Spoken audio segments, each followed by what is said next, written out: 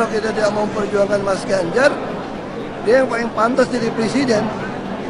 Kita akan nyesal seumur hidup nanti. Kan katanya menteri-menteri nggak perlu mundur. Kalau BUMN kan wajib mundur. Kita diajarin di dalam partai kita harus taat konstitusi. Ya saya kira ini kesempatan sekali seumur hidup ya. Anda tuh harus sadar bahwa Ganjar atau Anies akan lolos ke putaran kedua. Tapi cuma satu, either Ganjar atau Anies.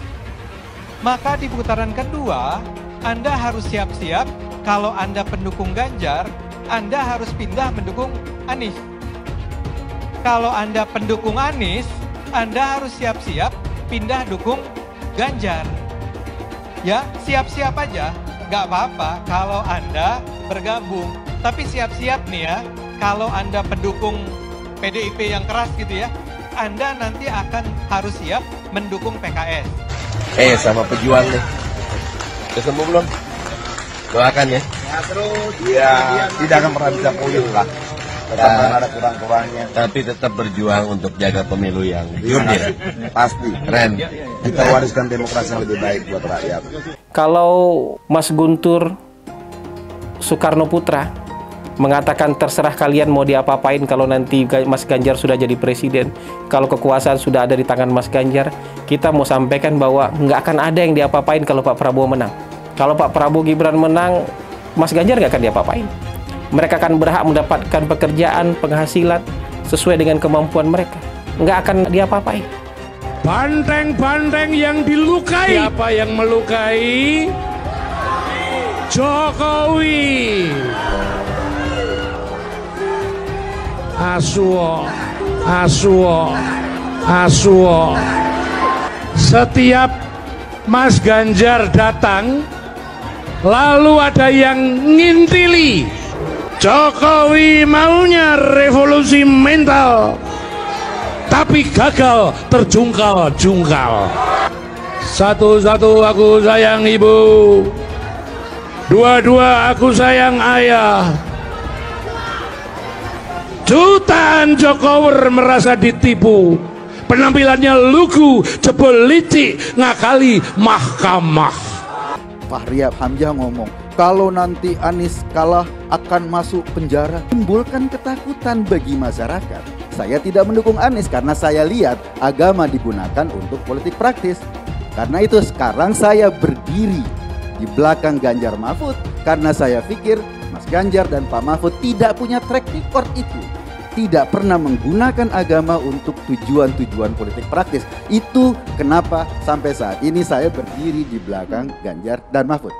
Pidatonya Pak Guntur ya, banyak yang kritik tuh. Kalau Ganjar menang gampang itu Jokowi diapa-apain. Saya ngomong, banyak yang kritik, wah dia apa-apain itu maksudnya apa? Jokowi itu mau kita apain, kita nantilah. Ada yang minta pemakzulan, ada yang minta ini, minta itu. Sudahlah, menangkan dulu Ganjar Pranowo Mahfud MD sebagai Presiden Republik Indonesia dan Wakil Presiden Republik Indonesia 2024. Kalau Ganjar dan Mahfud sudah jadi Presiden dan Wakil Presiden, Presiden punya hak prerogatif, gampang itu. Jokowi mau diapain, nanti terserah. Membiarkan emak-emak dan ibu-ibu untuk melahirkan anak-anak yang tidak berakhlak itu adalah satu dosa besar kepada bangsa ini. Dikasih obat apa sih Pak Mahfud, kok makin kesini makin kesono? Pak, itu bukan pertanyaan receh. Justru Anda yang terlihat recehan sekarang. Satu Indonesia ini juga paham kalau Anda itu hanya ngerti dan jagonya di bidang hukum, yang lain kagak ngerti apa-apa. Jadi bilang aja emang Anda nggak ngerti. Lalu saya juga bingung nih, kenapa selama debat kemarin Anda seakan-akan ingin menjatuhkan pemerintahan yang sekarang ya, di mana Anda itu ada di dalam pusaran di sana. Ngapain juga Anda tanya-tanya, kenapa Pak Jokowi kok impornya jadi tambah besar? Kan lu ada di pemerintahan itu, kenapa kemarin nggak ngomong? Kok kenapa sekarang baru bunyi? Kenapa juga baru ngomong hukum di Indonesia tumpul ke atas dan tajam ke bawah? Kan lu polhukamnya, gimana sih? Lu yang receh. Pak Mahfud kan nggak ada yang menyelesaikan masalah. Anggotanya mengeluh-mengeluh semua kok. bagaimana? Jadi jangan terlalu banyak bikin tim itu, ya kan? Tetapi kan eksekusinya seperti apa? Satu aja nggak bisa diselesaikan, apalagi banyak. Kalau ada yang tiba-tiba bicara soal etika, adab, moral, apapun itu, sodorkan cermin sama mereka. Menurut saya Gibran tidak ingin sedang merendahkan siapapun. Inilah Mas Gibran kemarin itu entah disengaja atau tidak, tapi dia hadir memberikan kaca buat kedua pasangan lainnya. Bahwa apa yang kalian lakukan kemarin, bahwa apa yang kalian bangga-banggakan kemarin, ketika itu menimpa kalian, nggak enak perasaan kalian kan? Ketika kalian dijelaskan bahwa ini tidak etis, ini tidak beradab, kalian punya 1000 pembelaan. Maka ketika kalian bilang Mas Gibran tidak beretika dan tidak beradab, kita juga bisa punya 1000 pembelaan. Saya juga nyari etika Bapak debat yang kemarin itu yang nyerang Pak Prabowo, tanahnya, nilai kinerjanya di Kemenhan, terus nyerang secara personal pribadi. Apa itu etika juga Pak? Kayak gitu. Giliran Gibran aja baru bumbu-bumbu dikit itu masih menyangkut temanya, udah dibilang nggak beretika.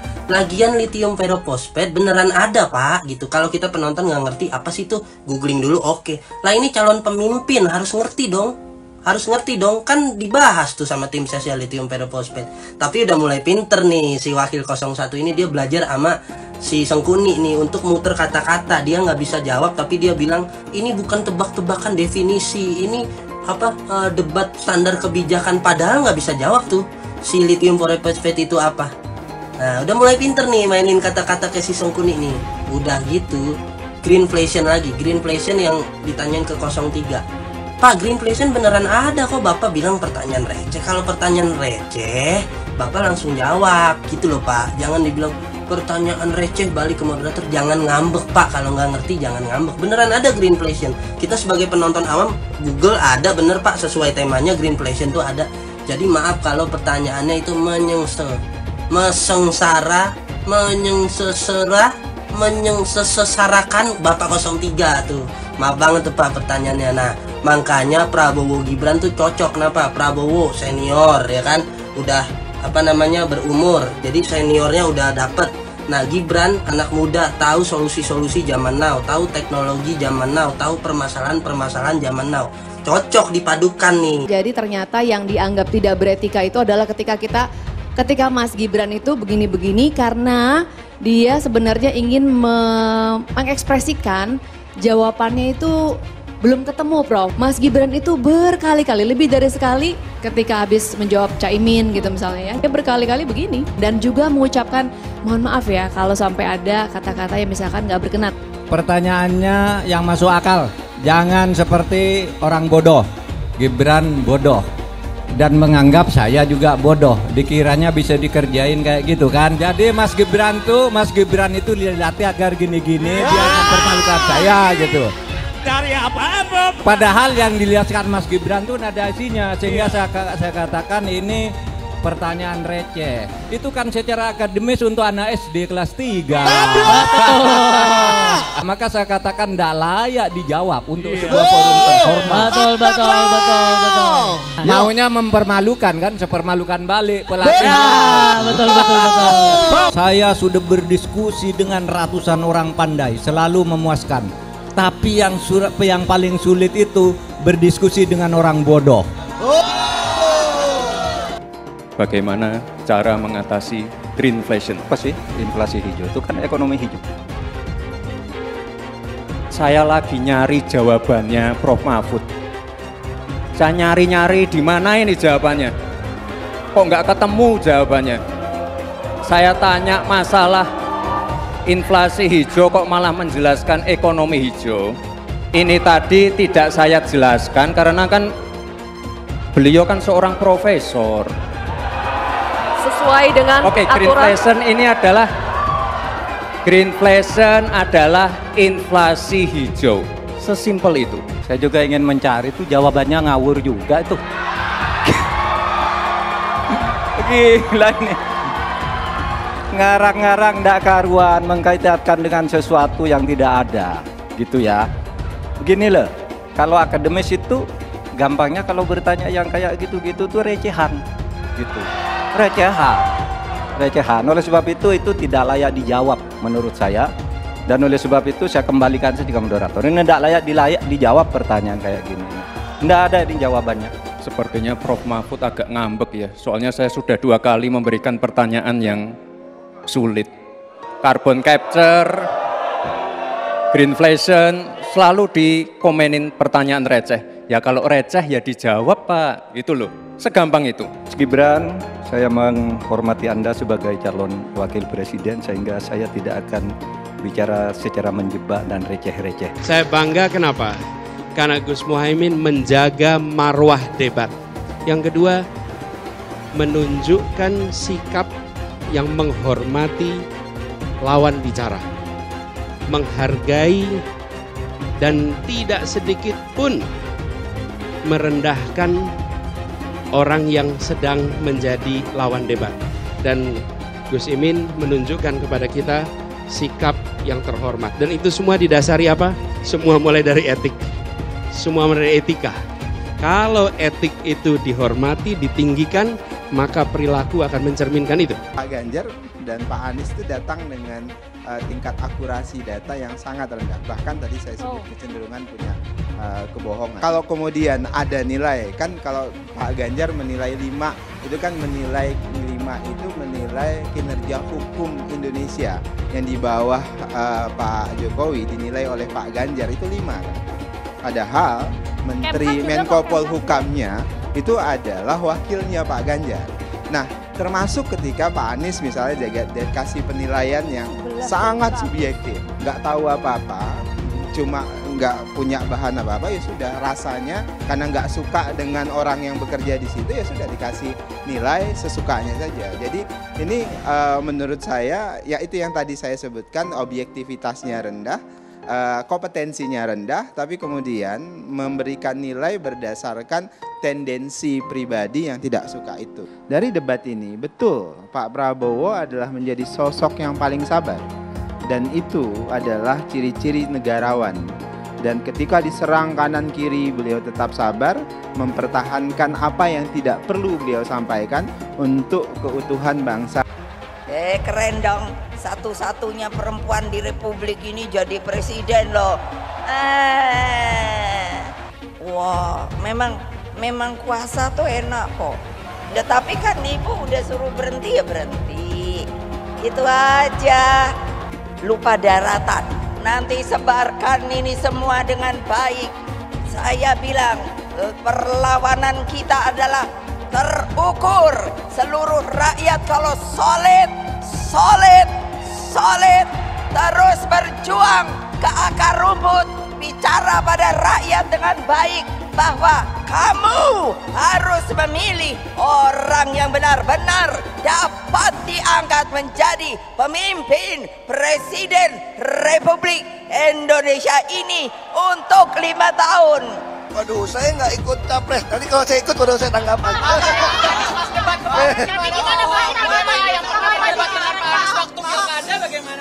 Saya nggak ikut campur soal debat berdebat. Kalau saya ikut, baru kamu tanya. Yang pasti, PDI Perjuangan dari Ibu Mega membuktikan konsistensi. 51 tahun konsisten berpegang pada ideologi, membantu yang miskin dan membutuhkan keadilan. Ini konsisten.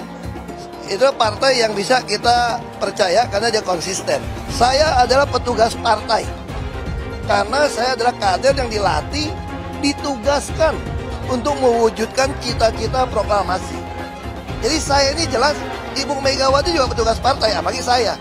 Saya adalah petugas partai DPD Perjuangan untuk mewujudkan keadilan sosial sesuai dengan cita-cita proklamasi.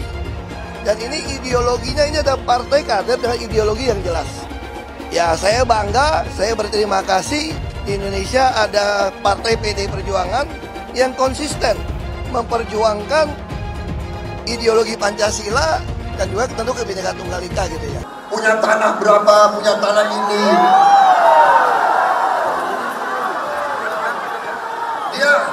Dia pinter atau goblok sih?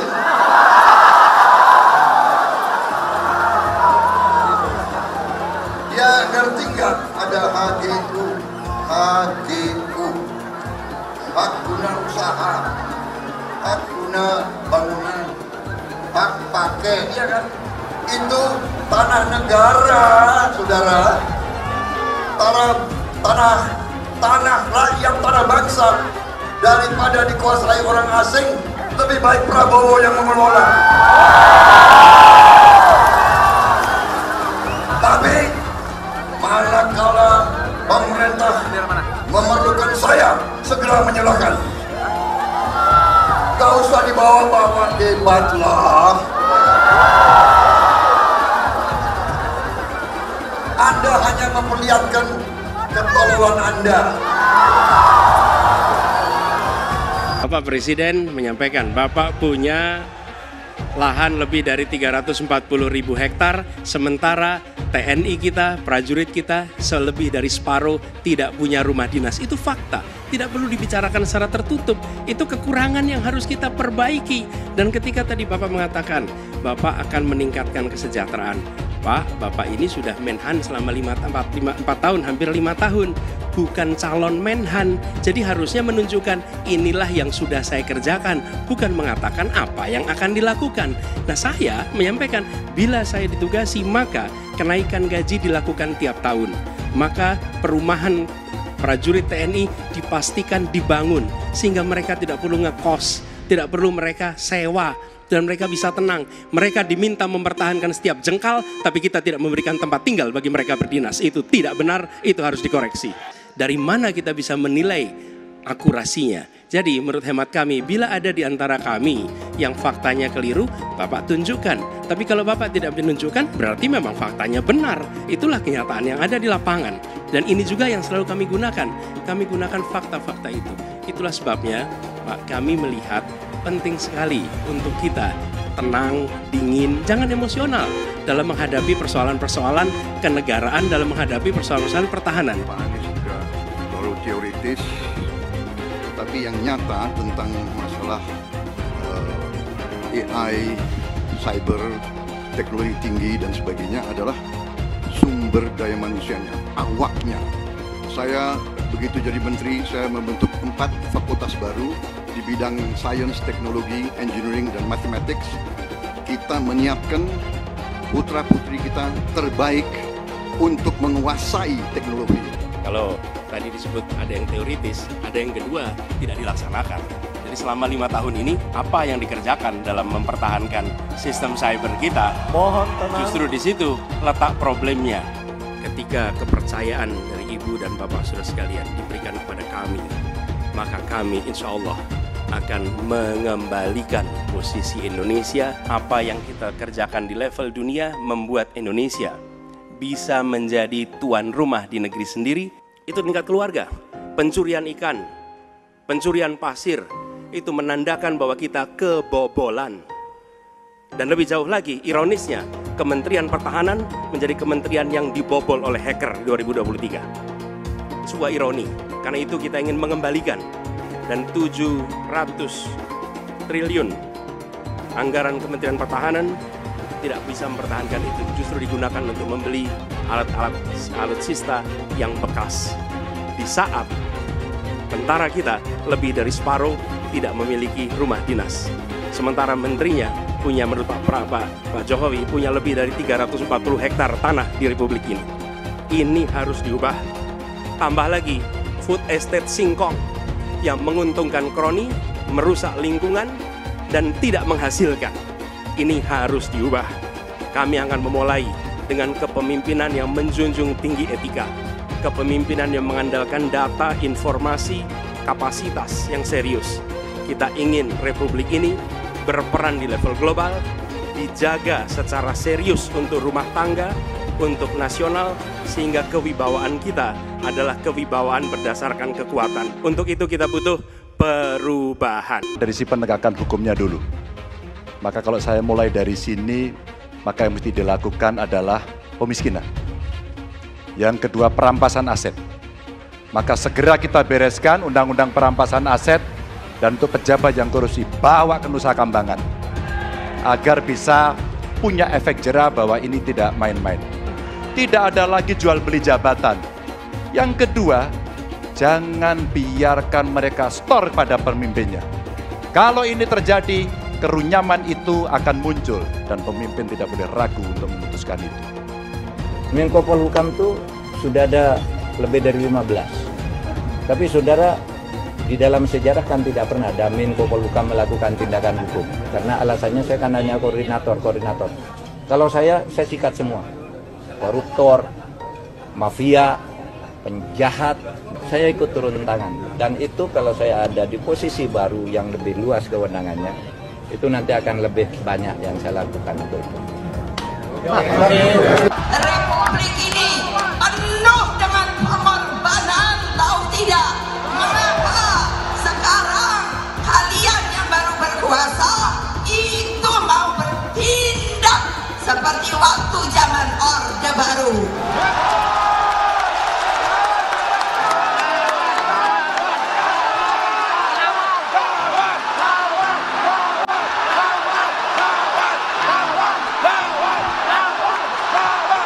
Berani tidak? Berani tidak? Berani tidak? Merdeka! Merdeka! Merdeka! Menang kita! Ganjar Mahfud! Satu putaran! Takut apa tidak? Takut apa tidak? Takut apa tidak? Yes, begitu dong. Mestinya ibu nggak boleh ngomong gitu, tapi ibu udah jengkel, tahu nggak? Nah, yang pasti kalau buat saya dibandingkan misalnya Pak Gibran jadi maju, gitu Mas Gibran gitu ya. Ya saya pilih Ganjar sama Mahfud lah, karena lebih teruji kan. Anda jadi wali kota baru 2 tahun 3 tahun kan belum teruji juga. Ini urus negara loh, mau jadi presiden loh. Kalau Anda belum lengkap, belum pernah di legislatif, belum nasional ya maksudnya DPR. Kalau di DPR kan boleh ngerti nih pemerintahan seperti apa. Anda belum pernah di eksekutif yang tingkat provinsi, Anda nggak ngerti jadi presiden nanti. Ini bukan soal belajar coba-coba loh. Ini negara dipertaruhkan untuk 2045. Kita kan mau mencapai 100 tahun ini mau jadi apa? Kalau coba-coba, ini negara sebentar lagi 300 juta penduduk kita. Mana boleh kita kasih orang coba-coba. Saya tidak meremehkan anak muda ya. Anak muda bisa lebih kreatif gitu ya. Tapi bicara tata negara, harus mengerti konstitusi. Anda bukan hanya untuk berani untuk maju. Kalau cuma berani maju, banyak bisa kita pilih orang berani maju. Tapi yang lengkap dengan track record ini kan butuh waktu pembuktian. Pasti Pak Ganjar, Pak Mahfud yang lebih pengalaman. Saya tidak mau anak cucu saya harus nunggu sekian tahun lagi. Pengalaman Jakarta gitu kan, nunggu lagi mundur. Males sudah. Jadi kita nggak usah coba-coba deh. Udah jangan dengerin janji-janji manis orang. Lebih setuju lagi apa yang disampaikan calon presiden Pak Ganjar Pranowo. Tadi saya bisik-bisik ke beliau, Pak, nanti habis dilantik, besoknya langsung masuk ke kedaulatan pangan. Nggak usah lama-lama. Perencanaannya disiapkan sekarang, begitu dilantik besok langsung masuk ke kerja kedaulatan pangan. Sehingga swasembada pangan, ketahanan pangan, kedaulatan pangan itu betul-betul kita miliki. Dan saya yakin Pak Ganjar mampu menyelesaikan ini. Saya mensyukuri kenapa kalah, kenapa ditahan. Saya bersyukur atas itu semua. Saya coba bayangkan ya, kalau seandainya waktu itu kita menang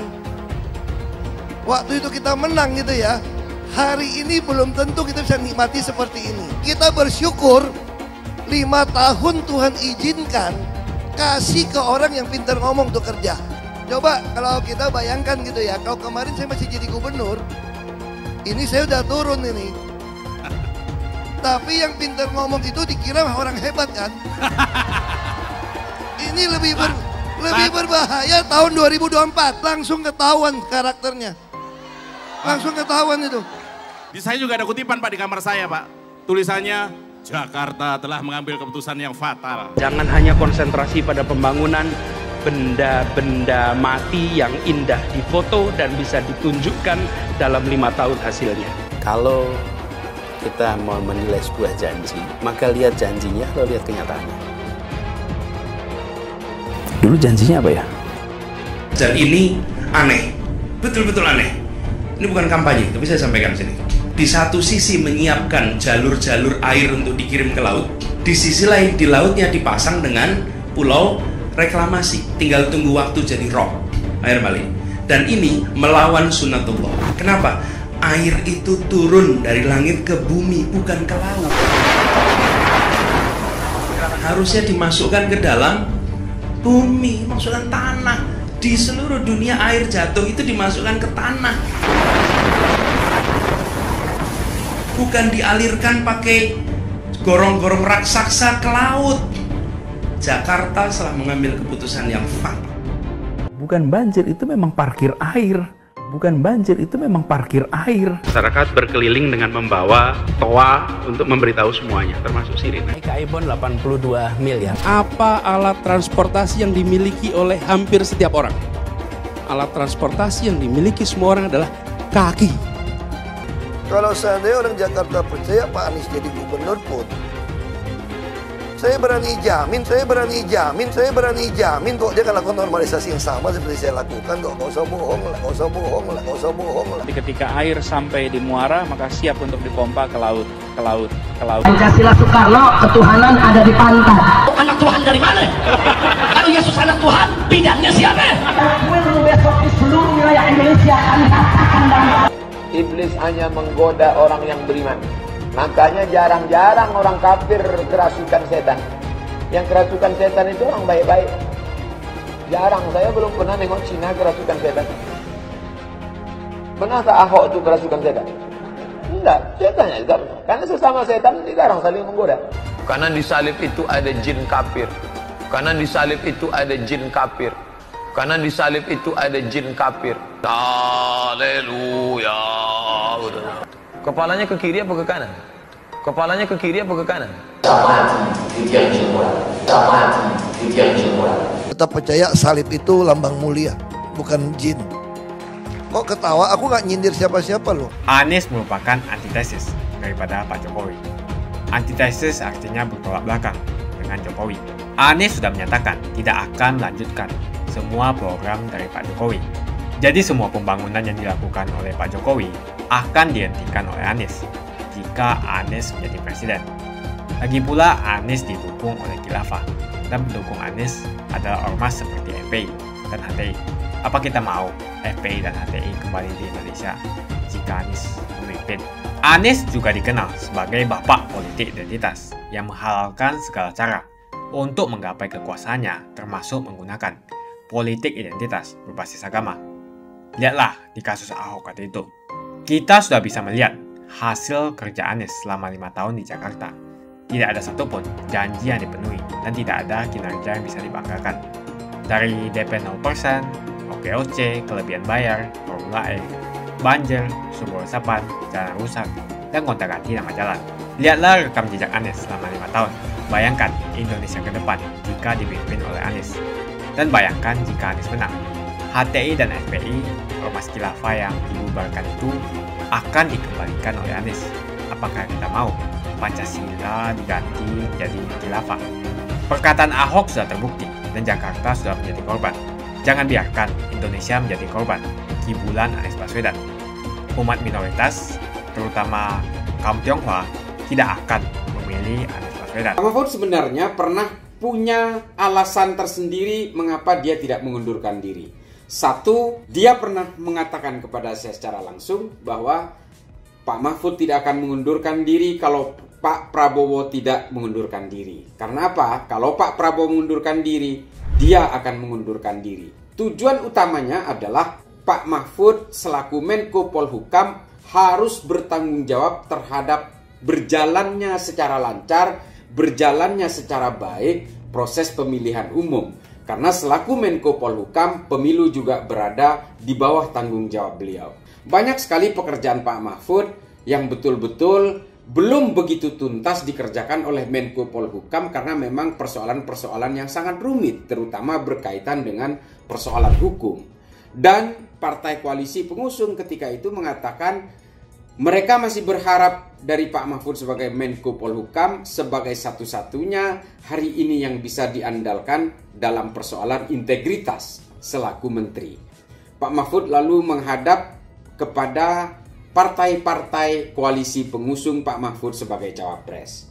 Ketika itu partai-partai juga mengatakan bahwa lebih baik Pak Mahfud tidak mengundurkan diri. Pertimbangannya adalah Pak Mahfud masih membawahi beberapa tugas penting buat bangsa ini, seperti Satgas BLBI, termasuk juga pencucian uang, beberapa kasus korupsi, mafia tanah, dan seterusnya, dan seterusnya.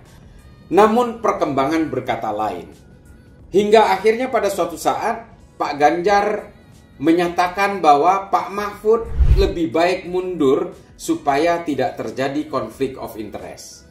Sehingga akhirnya Pak Mahfud juga punya pikiran yang sama bahwa saya harus seiring sejalan dengan permintaan Mas Ganjar selaku capres. Sehingga Pak Mahfud akhirnya memutuskan untuk mundur dari Menko Polhukam. Atas permintaan Mas Ganjar dan juga setelah dipikirkan secara matang bahwa untuk menghindar dari konflik of interest, Pak Mahfud harus mundur. Hingga akhirnya pada hari Senin setelah bertemu dengan ketua-ketua partai koalisi, Pak Mahfud bertemu dengan Pak Pratikno untuk menyatakan jadwal pertemuan dengan Presiden Jokowi. Menurut Pak Mahfud, pengunduran diri dari seorang menteri ini adalah hak pribadi yang tidak bisa dihalang-halangi. Entah itu presiden tidak setuju sekalipun terhadap pengunduran diri seorang menteri, pengunduran diri itu akan tetap terlaksana karena itu adalah hak diskretif secara pribadi dari seorang menteri.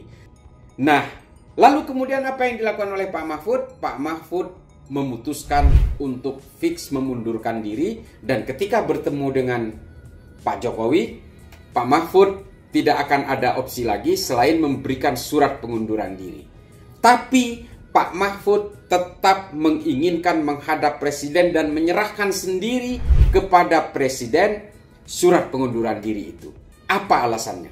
Pak Mahfud ingin membuktikan kepada siapapun bahwa dia masih memegang moral dan etik selaku pejabat menteri. Di mana soal moral dan etik ini hari ini betul-betul krisis. Baik di kalangan sebagian menteri maupun kepada presiden sendiri. Nah itu yang membuat kemudian Pak Mahfud ingin menunjukkan bahwa seorang pejabat meskipun sekelas menteri, bukan seorang presiden sekalipun, harus betul-betul menitik beratkan moral dan etika. Karena kata Pak Mahfud, morals and ethics are beyond of all. Lebih jauh dari situ.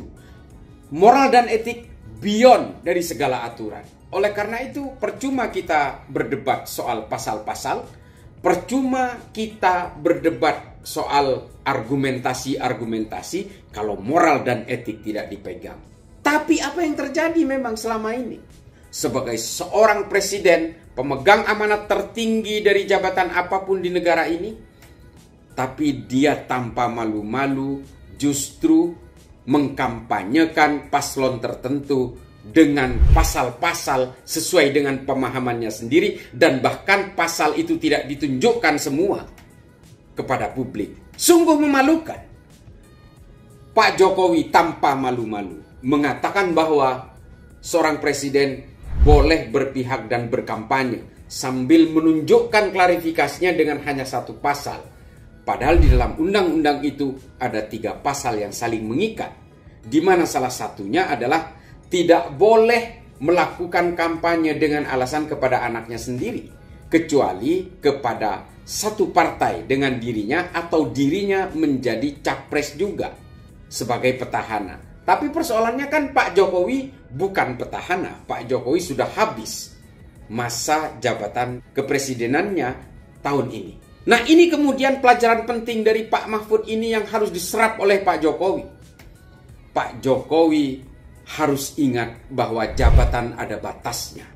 Inilah mengapa kemudian Pak Mahfud memutuskan untuk mundur supaya tidak menjadi konflik of interest dan Pak Mahfud tidak mau terlibat dalam eksploitasi berbagai fasilitas negara maupun anggaran negara untuk kepentingan politik pribadinya.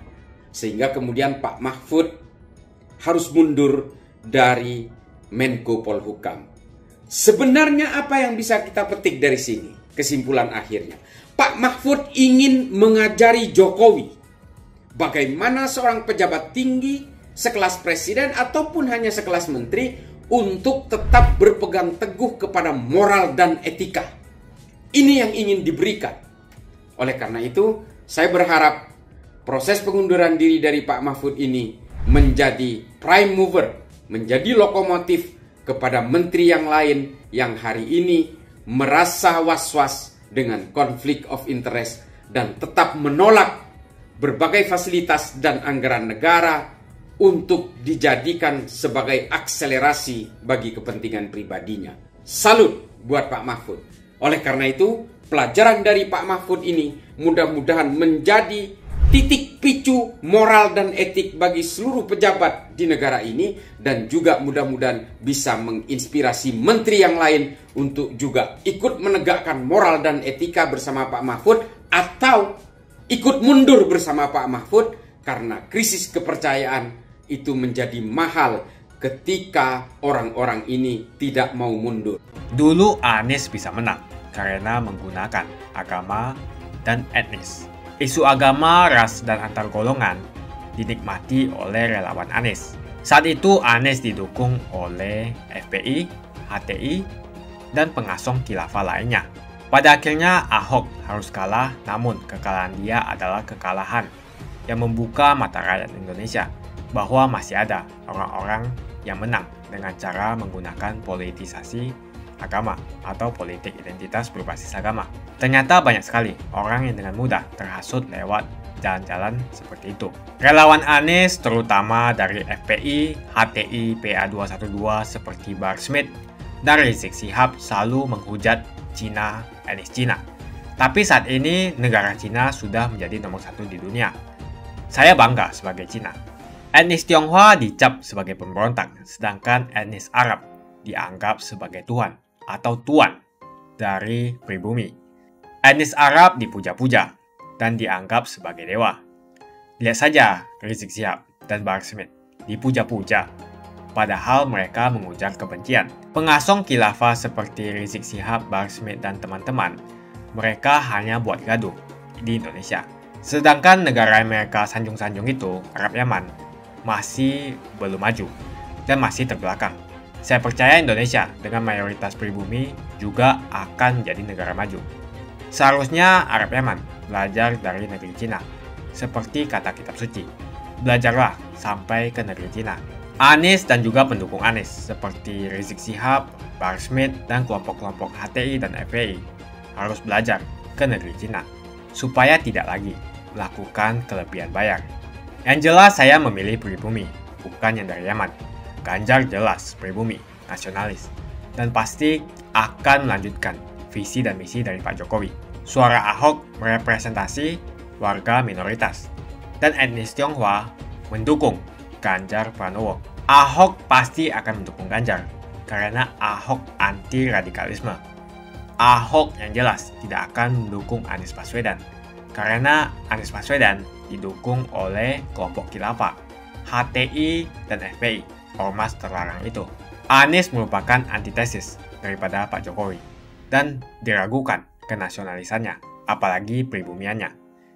Antitesis artinya bertolak belakang dengan Jokowi. Anies sudah menyatakan tidak akan melanjutkan semua program dari Pak Jokowi. Jadi semua pembangunan yang dilakukan oleh Pak Jokowi akan dihentikan oleh Anies jika Anies menjadi presiden. Lagi pula Anies didukung oleh khilafah, dan pendukung Anies adalah ormas seperti FPI dan HTI. Apa kita mau FPI dan HTI kembali di Indonesia jika Anies memimpin? Anies juga dikenal sebagai bapak politik identitas yang menghalalkan segala cara untuk menggapai kekuasaannya, termasuk menggunakan politik identitas berbasis agama. Lihatlah di kasus Ahok kali itu. Kita sudah bisa melihat hasil kerja Anies selama 5 tahun di Jakarta. Tidak ada satupun janji yang dipenuhi dan tidak ada kinerja yang bisa dibanggakan. Dari DP 0%, OKOC, kelebihan bayar, Formula E, banjir, sumber resapan, jalan rusak, dan gonta-ganti nama jalan. Lihatlah rekam jejak Anies selama 5 tahun. Bayangkan Indonesia ke depan jika dipimpin oleh Anies. Dan bayangkan jika Anies menang. HTI dan FPI, ormas khilafah yang dibubarkan itu akan dikembalikan oleh Anies. Apakah kita mau Pancasila diganti menjadi khilafah? Bagian Indonesia Timur yang mayoritas non-muslim seperti Bali tidak akan setuju dengan khilafah atau sistem khilafah.